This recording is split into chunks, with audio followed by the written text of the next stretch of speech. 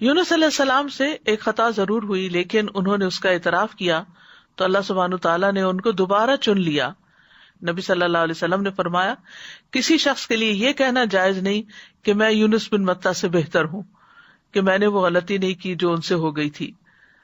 تو یہ یونس علیہ السلام کی دعا ہے، لا الہ الا انت سبحانک انی کنت من الظالمین. نبی صلی اللہ علیہ وسلم نے فرمایا ذوالنون کی دعا جب وہ مچھلی کے پیٹ میں تھے، یعنی لا الہ الا انت سبحانک انی کنت من الظالمین، جب بھی کوئی مسلمان کسی معاملے میں ان الفاظ کے ساتھ اپنے رب سے دعا کرے وہ دعا اس کے لیے ضرور قبول ہوگی. یعنی یہ دعا کی قبولیت کا ذریعہ بھی ہے.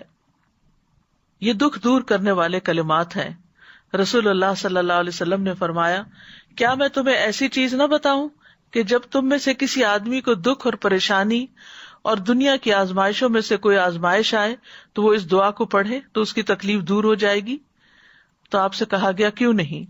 آپ نے فرمایا وہ مچھلی والے کی دعا ہے، لا الہ الا انت سبحانک انی کنت من الظالمین، تیرے سوا کوئی الہ نہیں، تو پاک ہے، بے شک میں ہی ظالموں میں سے ہوں. طبری کہتے ہیں کہ سلف صالحین ان الفاظ کے ساتھ دعا مانگتے تھے اور اس دعا کو دعائے کرب کہا کرتے تھے، یعنی تکلیف دور کرنے والی دعا کا نام دیتے.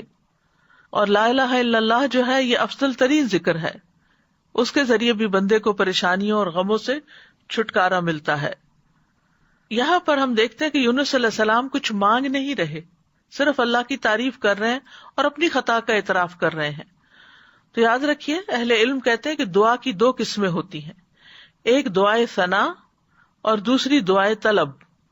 ایک ہے اللہ تعالیٰ کی تعریف پر مبنی دعا اور دوسری درخواست، یعنی کچھ مانگنا اللہ سبحانہ و تعالیٰ سے یا طلب کرنا. تو دعائے ثنا کیا ہوتی ہے؟ جیسے یہ ہے لا الہ الا انت سبحانک انی کنت من الظالمین، اور جیسے لا الہ الا اللہ وحدہ لا شریک لہ لہ الملک ولہ الحمد وہو علی کل شیء قدیر، یہ عرفہ کے دن کی دعا ہے. اسی طرح ایوب علیہ السلام نے جو دعا کی تھی انی مسنی الضر وانت ارحم الراحمین، یہ بھی اللہ تعالیٰ کی حمد و ثنا ہے. اور دعائے طلب کیا ہے؟ جس میں انسان اللہ کا ذکر اور تعریف کر کے اس سے کچھ مانگتا ہے، یعنی اسپیسیفک دعا کرتا ہے. تو اس دعا میں ایک طرف لا الہ الا انت سبحانک ہے اور دوسری طرف اپنی خطا کا ارتکاب ہے. یاد رکھیے کہ نبی صلی اللہ علیہ وسلم سے اس دعا کی کوئی محدود گنتی وارد نہیں ہوئی. یونس علیہ السلام کے بارے میں بھی نہیں پتہ چلتا کہ انہوں نے کتنی دفعہ اس کو پڑھا، لیکن انہوں نے ایک دفعہ بھی جب اس کو پڑھا ہوگا پوری تڑپ کے ساتھ، پوری شدت کے ساتھ، تو اللہ سبحانہ تعالیٰ نے ان کی دعا قبول کر لی. تو اس لیے لازم اپنے اوپر نہ کیجیے کہ 1.25 لاکھ دفعہ ہی ضرور اس کو پڑھنا ہے یا 100 دفعہ ہی ضرور پڑھنا ہے.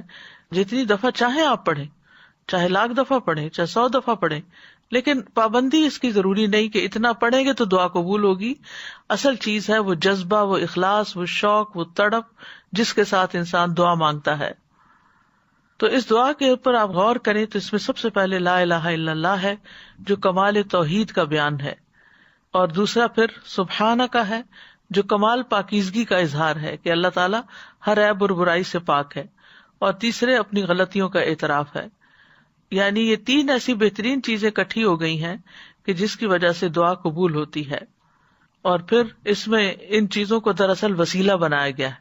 اللہ کی توحید کا اقرار کر کے اس کو لا الہ الا اللہ کو وسیلہ بنایا گیا، تسبیح پڑھ کر وسیلہ بنایا گیا، انی کنت من الظالمین اپنی عبودیت کا اقرار کیا گیا اور اپنی غلطی کا اعتراف کیا گیا. تو یہ سب دراصل دعا کی قبولیت کے لیے ایک وسیلہ بن گیا. ابن قیم کہتے ہیں جہاں تک مچھلی والے کی دعا کا تعلق ہے تو اس میں رب عز و جل کی کمال توحید، اس کی کمال پاکیزگی پائی جاتی ہے، اور اس میں بندے کا اپنے ظلم اور گناہ کا اقرار بھی ہے. اور یہ مصیبت، پریشانی اور غم کے علاجوں میں سب سے مؤثر علاج ہے، اور حاجتوں کو پورا کرنے کے لیے اللہ سبحانہ تعالیٰ تک پہنچنے کا سب سے مؤثر وسیلہ ہے. اور یہاں پر توحید کی اقسام کا بھی ایک طرح سے ذکر ہے اور اقرار بھی ہے. توحید کا اقرار جو ہے یہ دراصل انسان کو رب کے آگے جھکا دیتا ہے.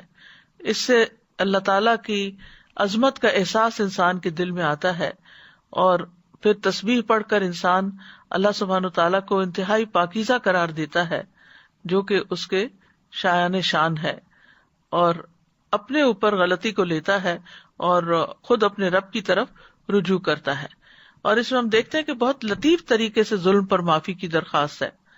انہوں نے اپنی ذات پر اپنے ظلم کا ذکر کیا، جو ظلم کی تیسری قسم ہے نا، یعنی ظلم اور انسان کا اپنا نفس۔ تو یاد رکھیے، اپنے گناہوں کا اعتراف کرنا حاجات پوری کرنے کا سب سے افضل دروازہ ہے۔ اللہ عظیم ہے، کریم ہے، اس کے آگے مسکین بن جائیں، اس کے آگے فقیر بن جائیں، اور ساری قوتوں کا مالک، قدرت کا مالک اسی کو سمجھیں، اور پھر اپنے رب کو تڑپ کر پکاریں، تو انشاءاللہ دعا قبول ہوگی، غم دور ہو جائیں گے، حاجات پوری ہو جائیں گی انشاءاللہ۔